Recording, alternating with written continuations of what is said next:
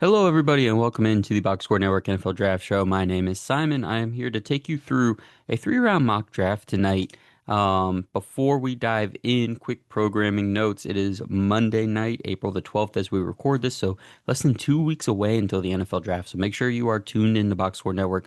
If you're here, thank you so much for being here. Make sure you are subscribed because all this week, all next week, all week after the draft, we have tons of draft content still hitting your feed. So make sure you are checking it out, whether it is mock drafts, whether it is player profiles, whether it is team war room discussions, as well as draft recap stuff.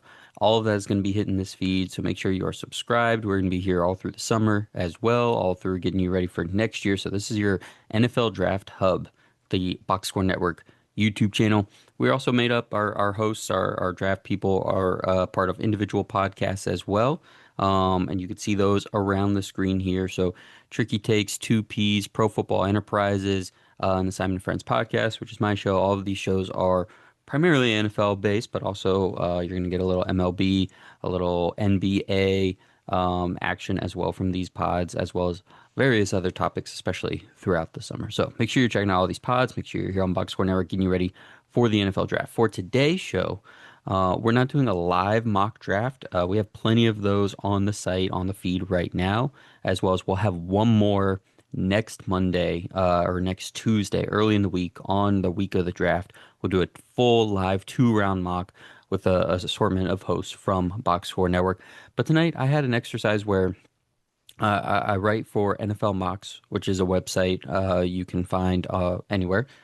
Just type in NFL Mocks and you'll find it. And part of my project was doing three-round mocks for as many teams as I can between now and the draft. So the process for me to do that was to do one full mock draft, all three of the rounds from day one and day two of the draft.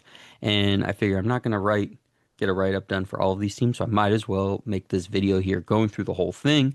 Again, we're not going to make these picks live. I'm not going to give you profiles on all of these guys and why I like all these guys.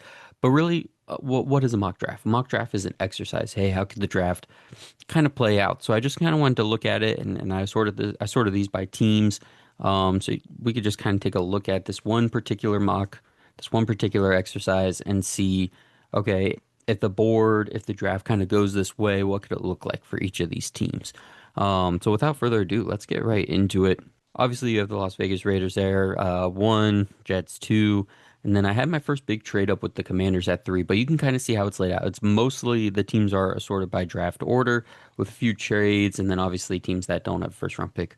We'll see them a little bit later, but we'll move around this. We'll scroll up and down. We'll kind of take a look at the way some of the positional value took place, right? Like which teams or which positions were going earlier, which ones had a run later on, stuff like that. We'll take a look at, hey, what teams maybe got stuck in a bind a little bit. We'll take a look at, just some of the players that we like. And I did a couple trades. I did a couple trades in the top half of the first round.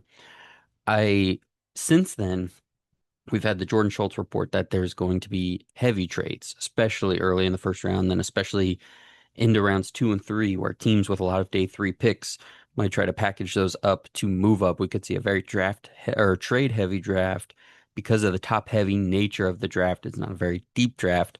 Um, I didn't do a ton of trades. I would say even I probably didn't do enough, especially down there in rounds two and three. There's probably plenty of teams that if I were to do this again, I would have trading up a little bit for a particular player. But the other half of trade ups, hey, there's not a lot of talent beyond pick 100. There's not a lot of teams that are going to want to trade out of the top 100 picks and acquire more day three picks necessarily, unless they're obviously a team without a lot of picks. So that's probably where the half of it I would have paid more attention to, right? Which of these teams didn't have a lot of picks? Who would maybe want to trade a pick in the 40s or 50s and pick something up maybe in the 60s and then again in the 90s, right? That I think that's part of the process, part of the math we could be seeing. So as we go, we'll take a look and I'll even say, hey, this is an exercise. This mock isn't me trying to predict exactly what's going to happen. It's not 100% right.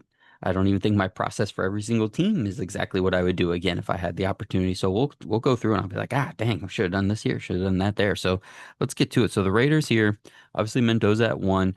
I wanted to get an offensive lineman for them at 36. The reason I went with Pregnon is at 36, at one point we thought Blake Miller and Maxi Iheanacho were going to be here. I don't think they're going to be here now. And at one point, I would have just plugged in Jennings Dunker at right tackle, try him at right tackle. If it doesn't work, kick him to guard. Well, with Tyler Linderbaum playing center, and Dylan Parham leaving in free agency, there's more of a hole at left guard because Jackson Powers Johnson was a right guard in college, so he's going to take that spot. And now there's a real hole at left guard, so I could see more of the Raiders saying, "Hey, let's let Delmar Glaze was the right tackle last year. Okay, we have a couple college tackles that were recent draft picks.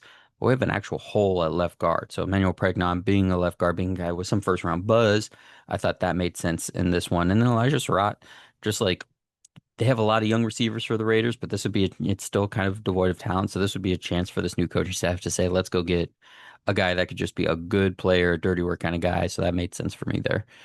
Jets, Arvo Reese at 2, Jamal McCoy at 16, getting Kevin Concepcion at 33. We're going to see that this was a draft where, or a mock where the wide receivers were getting pushed down a good bit. And I think I have a little bit of a different order of some of these receivers, which we'll get to. If your eyes are wandering, you will see a couple of receivers that are in some interesting spots here. So we'll get there.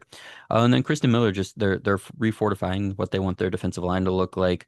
They got Tavondre Sweat in that Jermaine Johnson trade, so they want to be bigger, right? The Jets on the defensive line. So Christian Miller's a guy that I've started to really like as the process goes along. So I think getting him at 44, especially when the defensive tackles, those top 4 or 5 names are getting more condensed, right? As we get closer.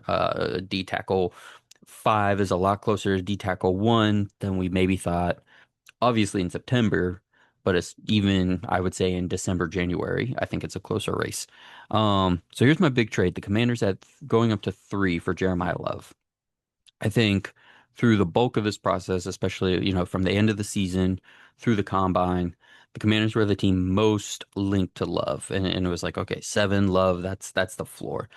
And then as the Titans and the Giants have gotten involved and everyone in the media kind of being quick to remind everybody, hey, Jeremiah Love is like a top 3 player on everybody's board. Like everyone thinks this is the best, if not top 2, top 3 player in this whole draft. So don't be surprised if there's a team higher than we think that wants him. Well, if the Commanders are the team that's most often linked, and we're saying he's going to go earlier than we expect. I know the Commanders don't have a lot of draft capital. You could see here they only got 1 pick in the top 100 because of this. This trade ended up being 3, I think 71, and then their 5th round pick plus a little something even in 2027. So it's a big move, but I made that jump for them to get Jeremiah Love to try and jumpstart that offense. And then let's skip around a little bit. The Cardinals. I really like the Cardinals moving down to get one of these tackles, whether it's Maui Noah, whether it's Fano. Um, whether they really like Monroe Freeling and want to move him around, whatever it is. I think getting one of these offensive tackles, especially these right side players, makes a lot of sense. But as the board or as Fano kind of falls down boards, or even Maui Noah, okay, do the Giants really like Styles? Or Jeremiah Love's definitely a top 5 pick. And, who are we missing? You could see here I have Ruben Bain at 9, David Bailey at 11. So if these offensive tackles slip a little bit, I think the Cardinals would be really smart to say, let's see if we can trade down for somebody that wants to come up and get Love. Or if they're the team that we're hearing a lot of scuttlebutt about the Cowboys, right? If the Cowboys are going to move up, could the Cardinals go back to 12 and get Fano?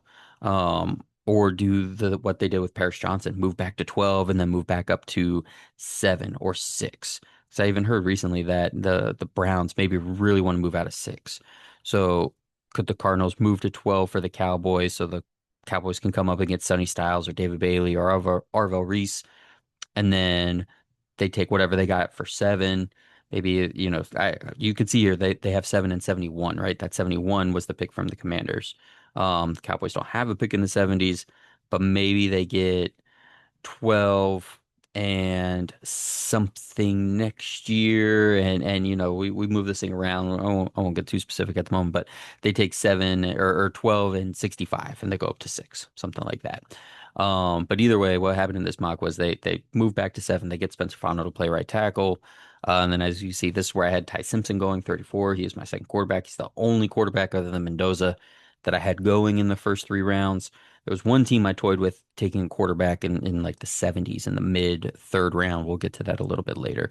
Um, So, anyways, Jeremiah Love, that was the big trade up for the Commanders. Titans, Sonny Styles, Denzel Boston there at 35. So another wide receiver getting pushed down a little bit. And then Connor Lew, the center.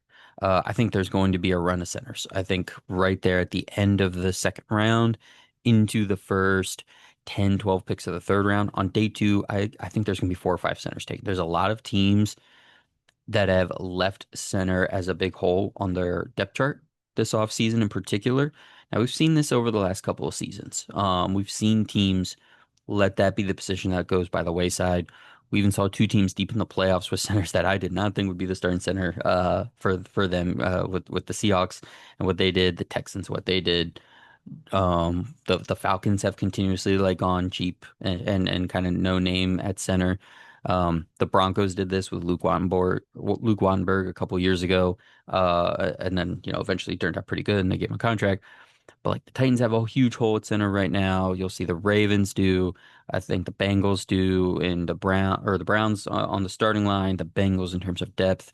Um, Several teams have a big hole at center right now, and there's a good little cluster of centers in the 60s to late 70s in terms of a big board. So we'll see a couple of those names here. But Connor Lew is one of those top guys to me. Big, stout guy, can move forward really, really well, gets a lot of push, good anchor. Titans, I think that makes a lot of sense. Um, Moving around a little bit more here. Maui Noah and CJ Allen for the Giants. I think those are pretty easy, self-explanatory. Monroe Freeling, I'm not coming off of this. I think that dude's a stud. Omar Cooper Jr. at 24 is a good spot for him as a receiver. Third safety off the board, Emmanuel McNeil Warland.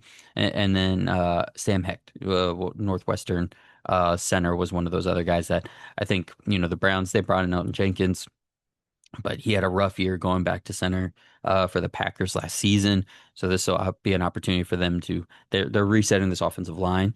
So again, here's another spot, 66 and 70 at center. You can see a little bit further down with the Ravens right in the middle, second team from the bottom.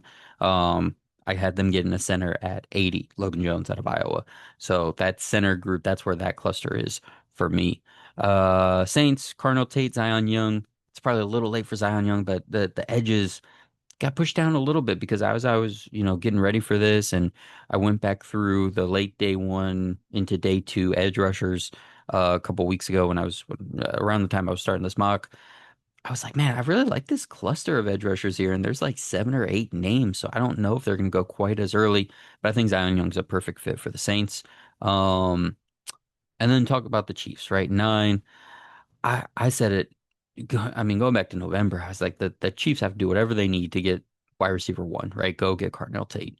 And here we're talking about teams moving around, right? Do the Browns want to move at six? Could the Chiefs just go up, take 74 and nine, or not even that, probably something in the fourth round, and swap out with the Browns or whatever's happening with the Commanders and Cardinals here? Like, I think they could definitely end up with Cardinal Tate. And if he's there at nine, it would be hard to pass up, but I like the depth of this wide receiver class. So getting Brazel and Hurst as big, freaky, athletic guys to complement what they have done at wide receiver in the past, try to give them a little bit of a different flavor.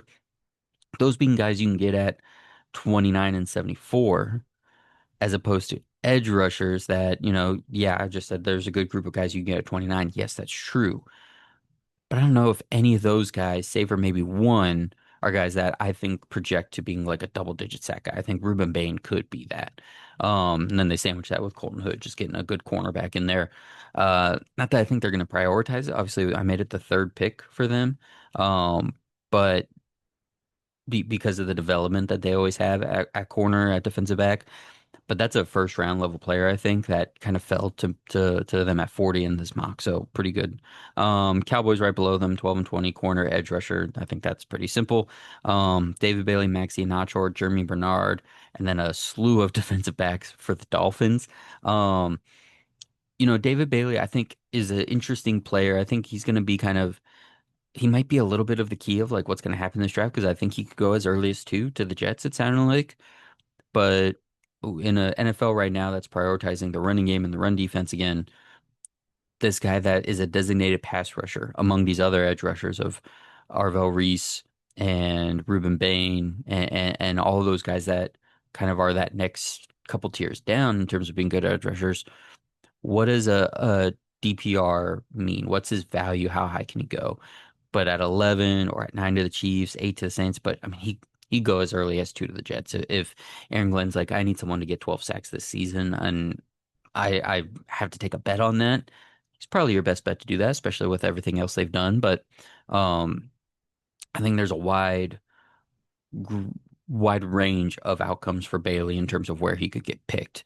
Um, Not like out of the first round or out of even, top 12, 13. I mean, if he's there for the Cowboys aren't passing him up. Um, but just I could see him going as early as 2, and then I could see him obviously down here at 11 or 12. Ian Achor is interesting for them. They have an opening at right guard that I think he could slot into, compete with Jamari Sawyer for that. But long term, Austin Jackson at right tackle, I think is a person that could be superseded. But Ian Achor at 30. I have Blake Miller going just ahead of him at 28 to the Texans. So I think those offensive linemen that we were like, yeah, maybe top 50 guys, offensive linemen get pushed up, obviously. And as we get closer to the draft, we're seeing that on mocks and we're seeing that on boards. And the information that's coming out is teams are like, hey, if I can get a starting caliber right tackle, especially in Ian Achor's case, someone with some real potential and upside, I think those guys are going to continue to get pushed up. Um, let's see, Caleb Downs. Caleb Downs. I can't imagine the Bengals letting him slip by them, right? All the investment they put in the defensive line. There's not a linebacker that really makes sense for this spot, but we know they need to do something on defense. I know people have been talking corner, and you obviously could do that. But if Downs is here, man, I'm ignoring all the, extra stuff. Everyone's thought, a little undersized. Is he the most athletic? You watch that dude, man, and more importantly than anything, he's a game changer. He's a culture changer. He's a defense changer.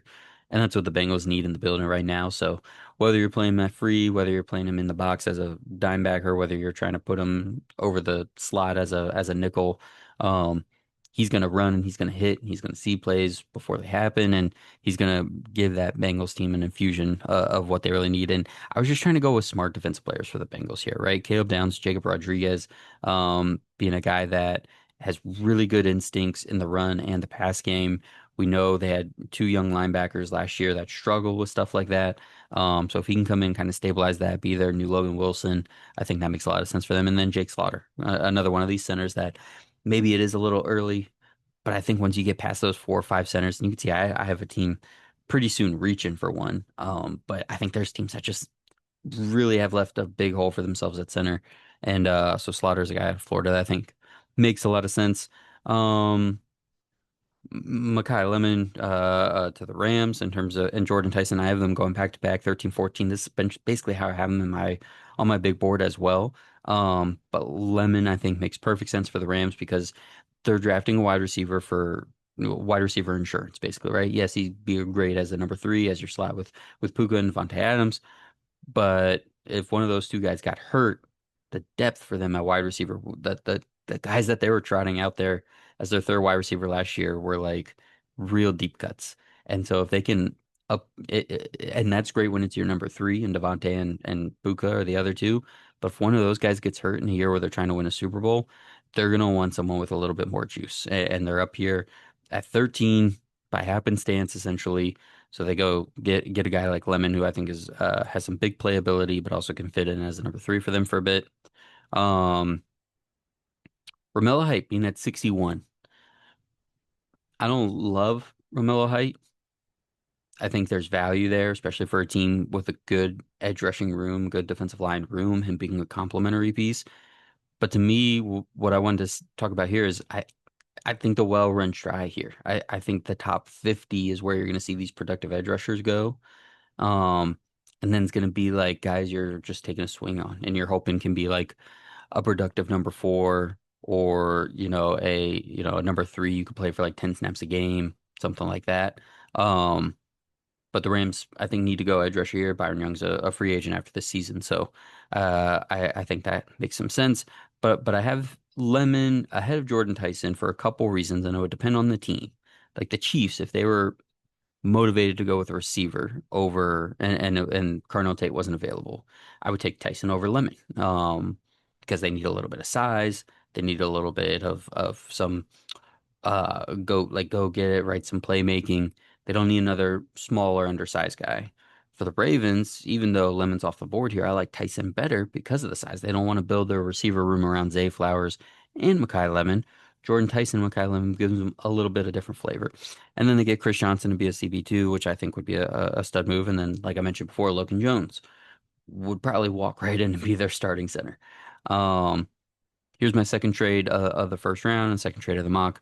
The Steelers ended up trading 76 and 21 to the Bucks for Caleb Lomu.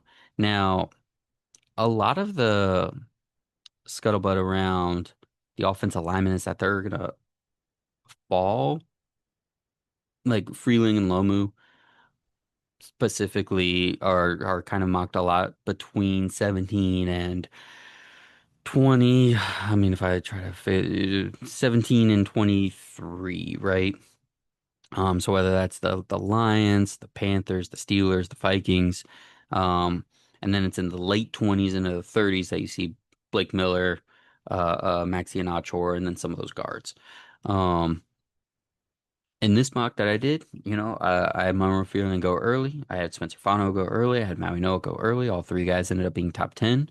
So the Steelers, if they want a left tackle, because Broderick Jones dealing with neck injury and probably getting his fifth year option declined. Therefore, he'd be going into the final year of his contract. They need a left tackle. And with the Lions there, with the Vikings there, with the Panthers there, they don't want to wait till 21. So they go up and jump the lines and get Caleb Lomu, who I really like. Antonio Williams, um, might be a little high for him, but at 53. But they have the two big outside guys at receiver, so they get a wide receiver here. I like this wide receiver cluster. I mentioned I had Brazel there at 28. Hurst was there in the 70s for the Chiefs.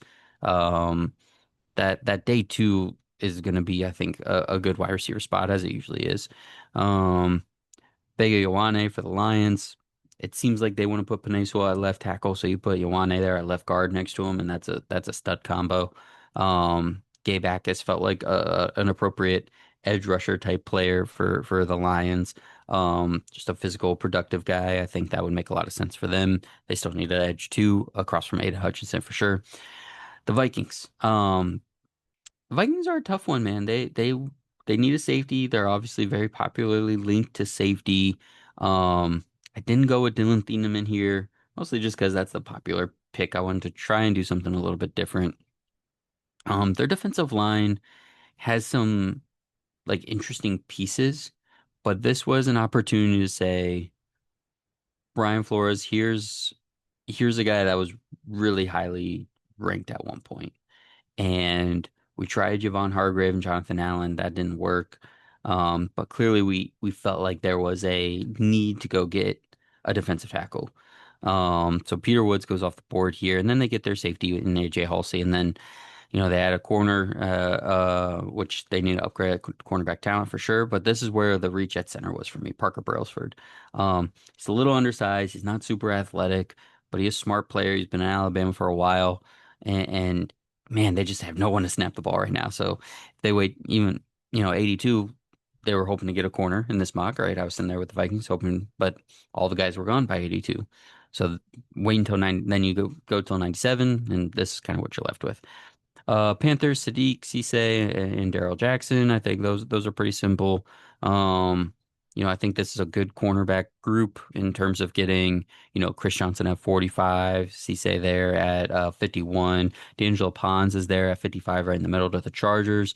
So there's good corners to be had into the second round in terms of guys that could maybe be your cornerback two right away, or a guy that comes in your nickel package to be your outside if you have a better starting slot that's can play on the outside and base sort of thing. But I think you get decent corner play there in the 50-ish range. Um, the Bucks I had moving down for Akeem Mesidor. I think everyone knows that he's like the perfect Todd Bowles kind of guy right now. They also double up on the defensive line with Lee Hunter and Kyle Lewis, linebacker. This was one that before Levante David officially retired, it was like, okay, if he does retire, they're going to want to continue to add to that linebacker room. They've had such a hard time getting number two next to David, and then he's gone. They sign Anzalone for a little bit of protection. But Lewis is a playmaker. If you view him more as a safety, that's fine. But this is a guy that can be in the middle of the defense, make plays, get after the ball. Jadarian Price, running back. Um, Obviously they essentially swap out Rashad White for Kenny Gainwell. But Bucky Irving had that weird year last year. He's hurt the whole season. Um, he's a productive back, but he's not a big time juice guy. Kenny Gainwell's most productive as a pass catcher. If they wanted a guy that could be a explosive play waiting to happen by handing the ball off, Jadarian Price makes sense for me here. This is also just kind of where I felt like second running back probably shouldn't go outside the top 80.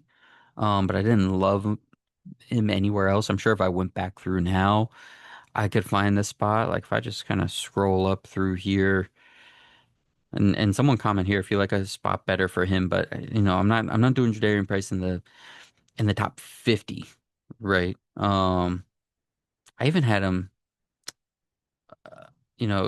like 64 to the Seahawks was a whole breakdown I did on my channel with Ben Parker. And actually that's on this feed as well. If you go over to the NFC West War Room series, we talked about like when the sweet spot was for the Seahawks to go after a running back. I went with pick 96 there, getting Mike Washington Jr. But Jadarian Price, that just felt like it's probably late enough, right? I don't see him really falling out of the top 80. Um, and for the Bucks, who in this scenario got that pick, I think 76 technically. Either way, it was from the Steelers, but um, they get an extra pick. So hey, why not take a run back? Now I thought about QB3 coming off the board here. I think the Bucks should be eyeing a quarterback, whether it's in the third round or fourth round. They have, I believe, maybe two picks in the fourth round. Um, but they could do it here in the 70s if they want to pull the trigger, get out ahead of it on Friday night. Because Baker is in the last year of his deal. Todd Bowles is always on the hot seat, but Mike Evans, Levante David, Jamel Dean, some core guys from the Super Bowl are gone. I could absolutely see a quarterback being kind of in their field of vision. Chargers, Caden Proctor. I love this pick. I'd stick him at left guard. I don't love Proctor. Like if we were to stack up the tackles, he'd be a little lower for me. But I project him as a guard. I think they need a left guard. And essentially be what they wanted Mekhi Becton to be for them last year in terms of just being that big butt kicker. But with Proctor, you're doing it with kind of a clean slate. Um, and you could play him on the left side. And then he's a guy that if your tackles are hurt, you could push him out to tackle. But I want to see him play guard. Um, then D'Angelo Pons, I mentioned Malachi Fields, a little bit like Trey Harris last year, feels a little bit like he'd just be a hardball type receiver. Keenan Allen being a free agent made sense to go try to get another pass catcher here. And they get a big body to do that with. Eagles, Avion Terrell. I'm not freaking out about the 40 time. There's a hamstring injury there. You could tell me he's going to drop more because there's soft tissue injury, but I'm not worried about the 40 time. You watch him; he's not 4.64 on tape. There's just no way. Jennings Dunker here at 54. Now this was a guy I mentioned earlier at 36. I thought about him with the Raiders at one point. Moved off of that once Dylan Parham was gone. Um, but oh boy, Eagles fans would absolutely go wild. I think of Dunker ended up being here, and if we did a game where we went back through, I could see him going higher for sure, top 50, top 40 even. But by nature of me thinking the first round tackles are going to go a little earlier, right? Those top three guys I had going in the top 10. Lomu I had at 15. Miller, Annie, and Notch were both going the first round. Then you kind of have a wave of teams that don't need the offensive lineman. So, I had Pregnon go there at 36. Somewhere in the 40s, I have Basantis. Where's Basantis at? Do do do do do. He's in here somewhere. Someone probably saw him already. If you saw it, throw a comment in there. Not that I'm going to see it right now, but it'll be fun anyways. There he is. 63. 63 to the Patriots.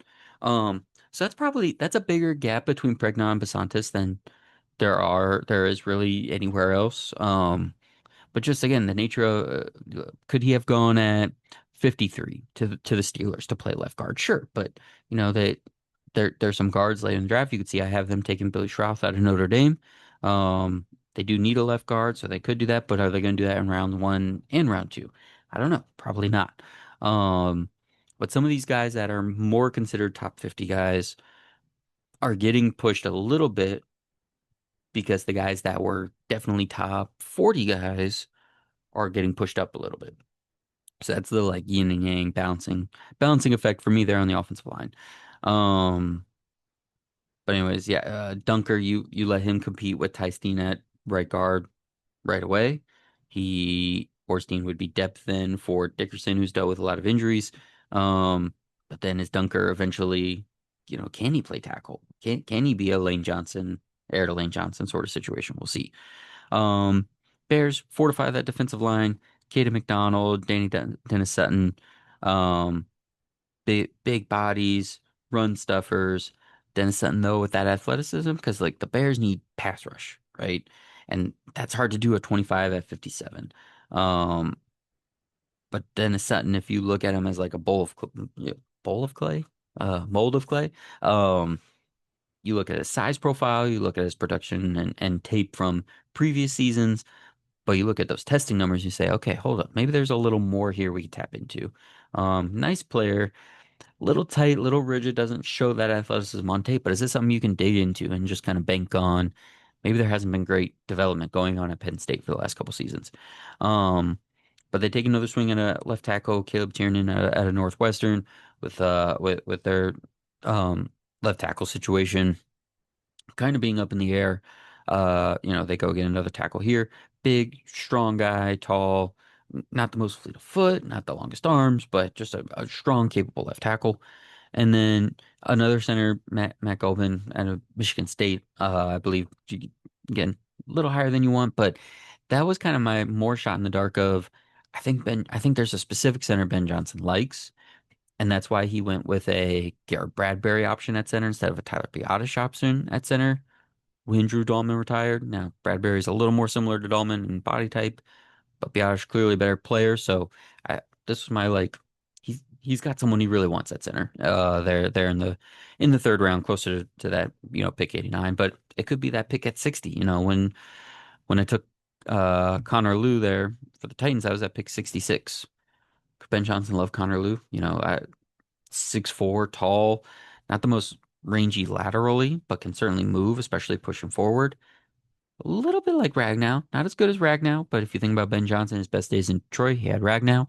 Um, I can see him going after somebody like that. So maybe I would have done that. I would take Connor Liu a little bit earlier at 60, but just felt like with the need they have at left tackle, the question marks overall there, that made sense. All right. Quick note here. If you saw from the clip, I obviously I had missed a couple names. So here I'm jumping back in on the Bills. TJ Parker at edge rusher is a guy that I like a lot, and right there is that, I guess, second true tier of edge rushers, depending on what you think and where you think Keldrick Falk lies. I had him at the 20 with Dallas, but I think Parker is a perfectly fine, very good player, and somebody for the Bills that could play right away as a big body, right? That 260 frame, can defend the run, chases after plays. Like I really like his mentality, the way he plays. Another guy that I think has a little bit of potential as a pass rusher as well. Already some nice moves, some nice athleticism, but I think he'd develop further. And then 91, obviously they trade that pick to the Bears, that pick at 60 that we were just talking about, for DJ Moore. Would they double up at wide receiver? Technically spending 60 on a wide receiver and then also spend 91 on a receiver. I think they should. But I'm not sure. Would you rather see a defensive back there? Would you rather go for one of these other safeties here? I'm trying to think that I have another safety kind of go in this range. I don't think so. So that might not be a real option unless they wanted to try and trade up a little bit. Could they go for some O-line depth? Yes, but they just signed a couple veteran free agents to be depth, so I don't think they'd need to do that. If we look at what else happened from 92 down, I don't know if there's something else I really love for the Bills. Well, actually, as I talk about 92, another quick note, Cowboys, when I was talking about them trading around, I didn't have this Deontay Lawson pick in here. So they pick up their linebacker. They're a 92. Yeah, I don't know. I don't know what I love for the Bills there, but I just know that just DJ Moore. plus what was there last year and Shakir and then, Keon Coleman, if that's your core, I don't know if that feels like enough for me, right? So go get another athletic player who can really provide a little bit of juice there for the Bills. Edge, wide receiver, those are the biggest needs. But you could go with you could find a defensive back. I think I think a defensive back is probably where I'd go if I were to do this one again. For the Bills in terms of that pick in 91, but I don't think Bills fans will be upset either to see another wide receiver. It's not what you want from a process, but also just fix the problem at the end of the day. Rather have, a couple options to figure out instead of banking it all on one egg in the basket. Uh 49ers, Malachi Lawrence is a guy I really, really like. They need pass rush. They have stout run defenders on the edge, at linebacker, at defensive tackle, but they really need to just find somebody at any of those positions that can get after the quarterback. Malachi Lawrence can do that. He's I think has especially past those very top guys, the best blend of size but also pass rush. So I really like Lawrence there for the Niners, and then Stowers would be a lot of fun for that offense as well, especially as Kittle is working back from an injury.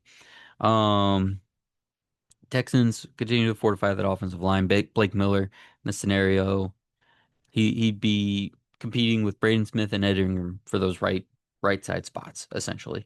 Um, I already forget which Browns. They got Teller, right? Teller plays right guard. So I don't know. I don't know exactly what the plan is for the Texans, but I'm throwing Blake Miller in there and I'm seeing if he can beat out any of those older guys, be kind of a true building block. Um my comp for him was Caleb McGarry, who just retired. Congrats on a great career for McGarry. Guy that had his warts early in his career, but was able to work past them, lean on his strengths. I think Miller could be a little bit of that same type of player. And then tell me how cool. I mean, these picks for the Texans, I just love just in terms of if Banks hits and if he's healthy. I should really just say if he's healthy because if he's healthy, I think all of the talent is there. Um, and they would just be so mean with him and Keontae Sky wherever they play him, right? If he's a safety, if he's a nickel, just get mean, nasty, physical. Joshua Joseph's a little earlier than I think a lot of people have him, but I really like him, even though he's a bit undersized. But I think they need a real some real depth behind those star edge rushers, and Joseph is a quick player who plays the run really nicely. Patriots, Cassius Howell. I don't love Howell, but he productive guy, twitchy guy, a little bit undersized. Again, a team that just needs someone with some juice. Um, Basantis comes in guard as like Elijah Vera Tucker insurance, right? Jared Wilson kicks into center. Um, they signed AVT, but obviously didn't play at all last year. History of injuries. So Basantis is a guy that could play right away if they need him. Another wide receiver as well for the Patriots. Seahawks. This is where I had Thieneman going. I think this would be really cool for them. They obviously had Kobe Bryant leaving free agency, so he could even start safety right away or be hybrid depth dime player for them to start. Keelan Rutledge. They continue to fortify that guard spot here. Kind of he can take the spot of um their right guard, whose name I'm blanking on at the moment, but has been the weak link for sure in that Bradford. Anyways, on that line and for them, you could see I took this is where I took the running back, right? So running back three comes off the board at 96, Mike Washington Jr. For the Seahawks. If they're not gonna have a lot of talent at running back, they have a new offensive coordinator. But if they want to have any semblance of a run game, without over investing in a running back, you do that best by investing in the offensive line. So they saw what bringing in a great guard did for them last year. Instead of doing that in the first round, do it in the second round here, and then you've got three first round picks on the offensive line, a second round pick, and then their center after that. These teams here at the bottom without first round picks. Anthony Hill Jr., LT Overton for the Colts. Um, and then there's another linebacker in this group, Josiah Trotter there at 62, and Jake Golday. So here in the middle of the second round is kind of where I have a nice little run of linebackers. Um, the Colts, all those linebackers that they drafted from 2017 to 2019 are gone. Karake, Franklin, obviously Leonard and Walker and there's another EJ Speed. All those guys are gone, right? All those guys started games for the Colts for multiple seasons, all at different points, and they're all gone now. So you look at their depth chart and it is Not that, for sure. And Anthony Hill Jr. I think could come in be a starter day one. Um, so a little run on linebacker there. The Falcons go get an edge rusher. I wrote about this one. Wrote about the Packers too. You can find those on NFL Mocks. And the Jaguars, they have a full-time corner in Travis Hunter, because they ended up with a pretty good wide receiver room without him. But get a linebacker. Not that he's going to be a one-for-one replacement for Devin Lloyd right away, but another just big athletic linebacker in Gold A who can run and hit. I like that. Add to the trenches and Halton and Farmer, and then Delp. Brenton Strange, I think, is in a contract season or up for an extension, one of the two. So, get a little more depth at tight end there, at tight end. And that's everything, man. Demetrius Crown over there for the Packers is a guy that needs some refining, but I think could develop into a starter at some point, at right tackle.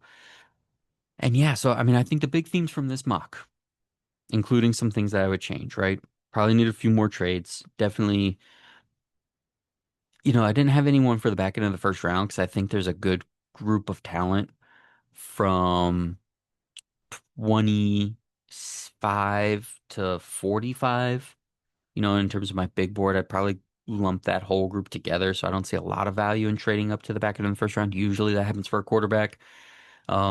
I've written and talked extensively about why I wouldn't do that with this class. If I'm the Cardinals, if I'm the Jets, if I'm the Browns, I'd rather just kind of sit there at the top of the second round and say, if he falls to me, we'll see what the board looks like and we'll consider it. So that was what I did here.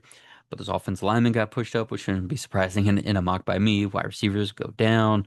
Um, Corners and edge rushers, I think, stretch really nicely from the 20 to 50 range is what I found in this one. Um, and then good linebacker group again in that same thing. A little bit later, 30 to 60 for them. I think there's a good group there. Um, yeah, probably a little O-line heavy for me, or from me, I should say, but that's where I tend to go. But I think if you look by team and what's kind of interesting here, I like the team like the Chiefs waiting for wide receiver a bit because if they were able to get a Brazel and a Hurst, you'd feel pretty good about that. Um, I like a team like the Ravens getting good value at positions of need. Jordan Tyson, Chris Johnson, Logan Jones. I think that would be a good draft for them. Um, the Bears play the board nicely on this one, getting a couple of defensive linemen, which they definitely need, but then still get a left tackle there at 60. The Seahawks obviously Thineman, being a great pickup for them, but then Rutledge in Washington. Um, so yeah, I think we're gonna see if I had to, do this mock again, I think we would see probably some of these centers pushed down, maybe some more teams moving up, whether it's for these linemen, whether it's for these edge rushers, right top of the second round. I said edge rusher, I think kind of runs out in the top 50, whereas corner, I think you can get a cornerback two in the top 50 to 55, and then there's a lot of nice swings after that, right? But I think edge rusher drops off a little bit harder. So I think maybe we see some of these teams with multiple third round picks or multiple fourth round picks trying to trade up into the top 50 to get some of those edge rushers. Um, what's a different position that I took? I think I think the more information that's coming out is wide receiver could continue to get pushed down. So I think we'd see that. Didn't have a lot of these tight ends. I think that fourth round is going to be a good hot spot for this tight end class. Same with the quarterbacks. Um, and yeah, I think that's it for the most part. So 40, 45 minutes just about for me there.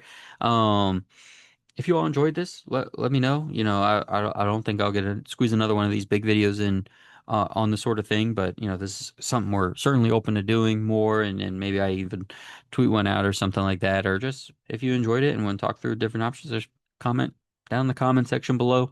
And we'd be happy to talk shop about mock drafts. It's always a good time.